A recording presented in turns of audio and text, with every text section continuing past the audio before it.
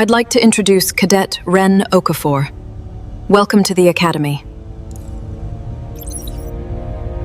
Instructor Vesk had run the xenobiology threat orientation seminar for 11 years, and in that time, exactly one species had ever produced laughter in his classroom on the first day. That species was humanity, and the laughter was never at them. It was always the humans laughing at something else, usually a joke only they understood, while the rest of the class tried to figure out what was funny. Cadet Wren Okafor was not laughing. She was sitting quietly in the third row, a small canvas-wrapped bundle resting across her lap, while two Scythy cadets 3 seats away exchanged the particular head tilt their species used instead of raised eyebrows. "You may unwrap that when I call your row," Vesk said, not unkindly. Standard equipment declaration is required before the threat scan portion of orientation. Wren nodded and waited. She had the stillness of someone who had waited for worse things than a classroom cue. The equipment declarations went the way they always did.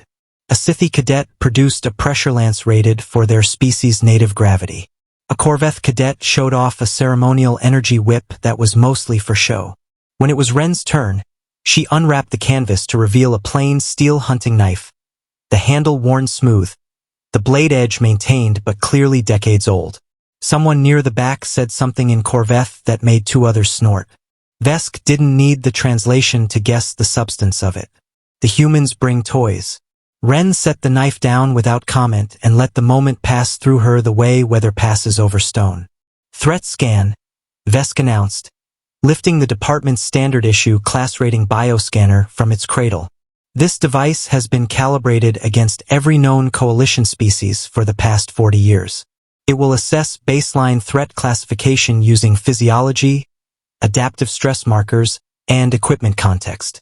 Ratings run from Class 1, negligible, to a theoretical Class 6, which has never once been recorded. He pointed the scanner at the first row and worked down the class methodically. A Scythy cadet, Class 3, unsurprising given their species' evolution on a high-radiation world. A Corvette cadet, Class 2. Numbers within expected bounds, cadets nodding along, bored in the specific way only a mandatory orientation lecture can produce. Then he reached Wren. The scanner ran its first pass, the usual 2-second sweep. Then, without prompting, it ran a second pass.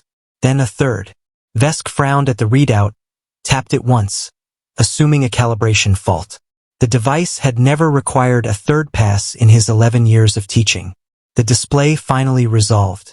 Species: Homo sapiens, Earth, baseline threat classification. Class 5 environmental origin. Class 4 adversarial biosphere equipment analysis. Object shows evidence of sustained field use across an estimated 40+ years and multiple documented conflict exposures, where pattern consistent with tool retained through generational transfer. Recommendation: do not assume non-hostility from calm demeanor. The room went silent in the way rooms go silent when 40 people simultaneously realize they don't understand something they thought they understood 5 seconds earlier. "That's..." Vesk started, then stopped because he genuinely did not know how to finish the sentence. He tapped the confidence readout. 96%.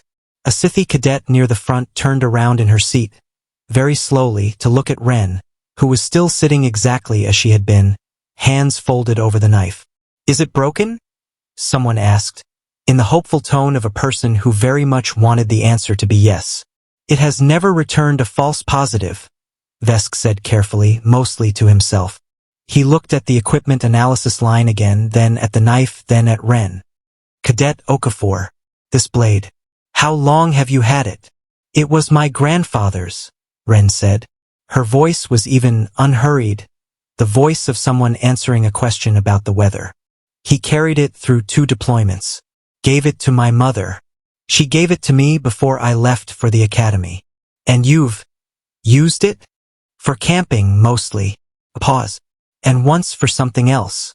"I don't really talk about the something else." Nobody in the room breathed for a moment. Vesk set the scanner down slowly, the way a person sets down something that has just proven it knows more than they do. He looked out at the class. 40 cadets from 6 systems, all of them now looking at the quiet human girl in row 3 with an expression that had shifted, in under a minute, from amusement to something considerably more careful. For the record, he said, reaching for his professional composure.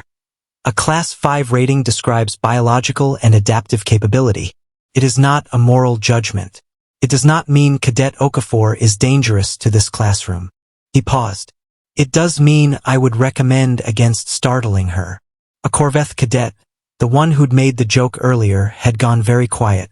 Wren glanced at him, not unkindly, and offered the same small stillness she'd offered the entire lecture. She did not gloat. She did not need to. The machine had already said everything there was to say, and it had said it more precisely than she ever would have bothered to. She rewrapped the knife in its canvas when the row was dismissed, tucking it away with the unhurried care of someone putting away a tool rather than a trophy, and left the lecture hall at the same pace she'd walked in. The Academy revised its orientation packet the following term. The section on Earth grew a single new paragraph, tucked beneath the standard species profile.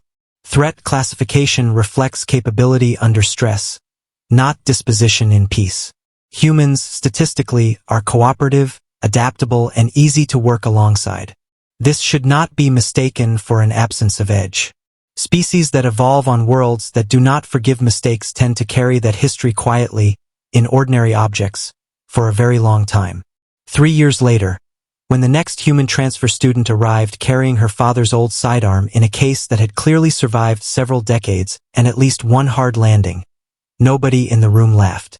They just made room at the table and waited to see what the scanner would say.